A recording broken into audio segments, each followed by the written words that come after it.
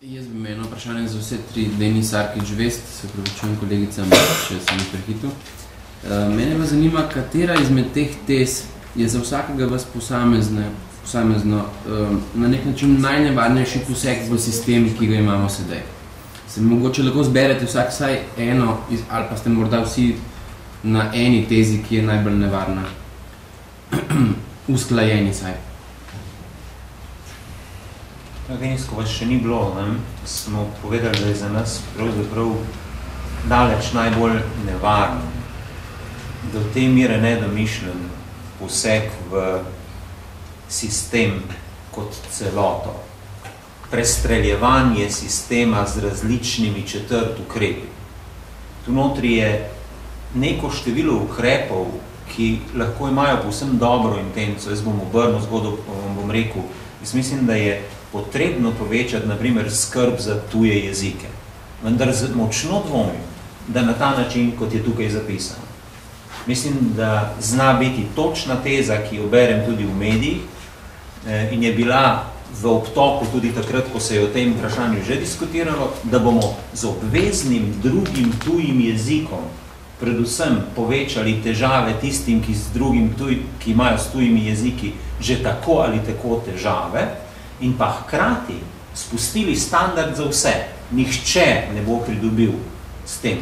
To pomeni, to prestreljevanje sistema, ne da bi gledali celoto, ne da bi se vprašali, kako ta celotna vertikala funkcionira, je vsaj zame daleč največja nevarnost tega, kar se tukaj dogaja. Bolj nevarno kot to, ne vem, zasebne šole, levo ali desno. Bolj nevarno kot centri, ki jih nekdo ustanavlja in so po moje pa se.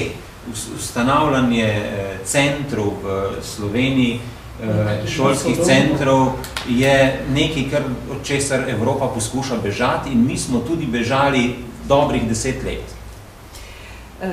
No, zame je prvi korak, ki so mu vsi naslednji samo sledili, pravzaprav bil storjen tisti hip, ko se je izobraževalna vertikala razbila v dvoje ministrstev.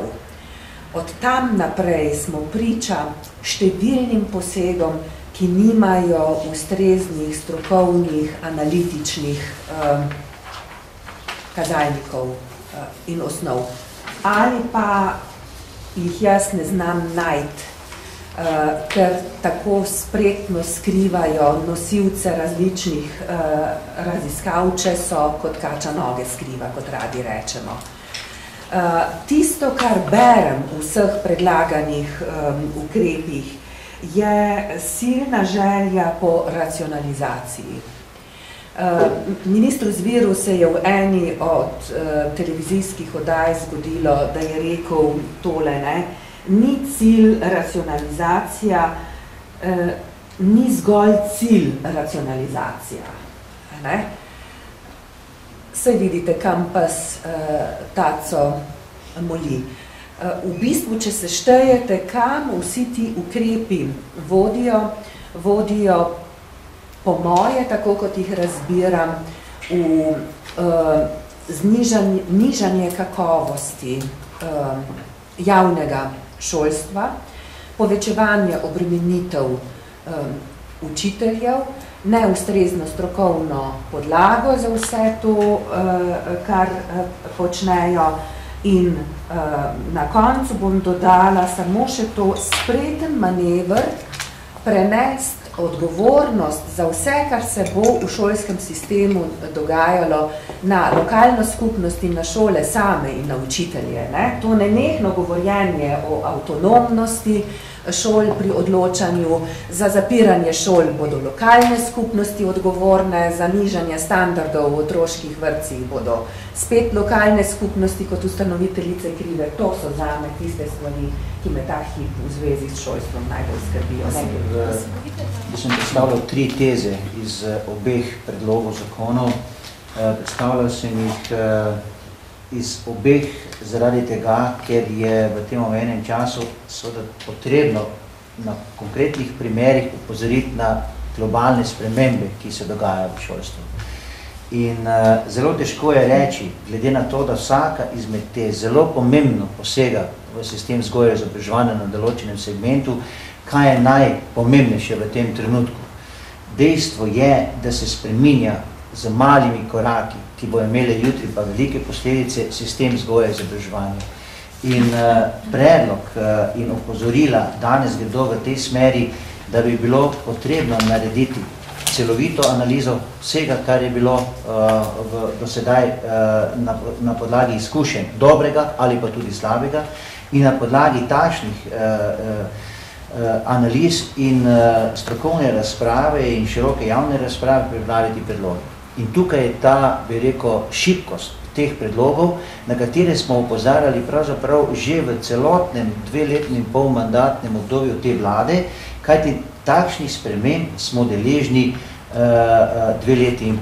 Opozarjanje za to, da stroka in argumentov od zadaj ni, je pač posledica, da se fragmentarno lotevamo te vprašanj in seveda, ko govorimo o kakovosti vzgojnega izobraževalnega dela kot enega iz pomembnih kazalcev, lahko seveda ugotovimo, da zelo na enostaven način lahko v teh tezah vidimo, torej, ker se tega nismo dotaknili danes, kako na enostaven način v teh tezah pravzaprav minister vidi rešitev tega področja. Mi mislimo, da je kakovost vzgojno-izobraževalnega dela eno izmed izredno pomembnih sestavin in kontinuiran proces in seveda na takšen hiter način zagotavljanja inštrumentov, seveda se nam zdi velika pomanjkljivost.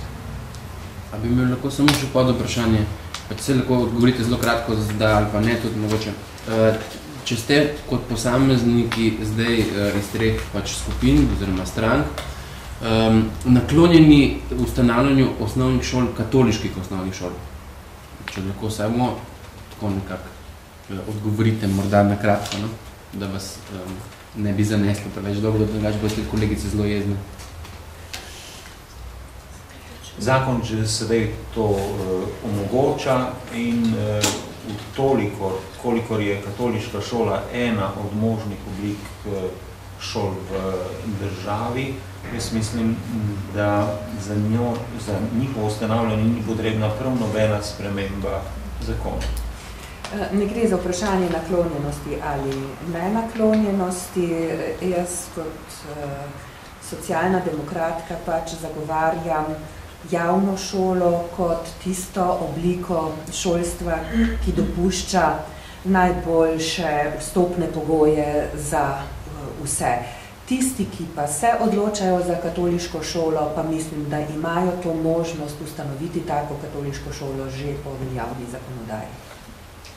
Moje stališče je, da se zavzemam za kakovostno, vsem dostopno javno izobraževanje, ki bo seveda omogočilo dobro izhodišče vsem, ki jo obiskovali za nadaljnje izobraževanje. Najlepša hvala.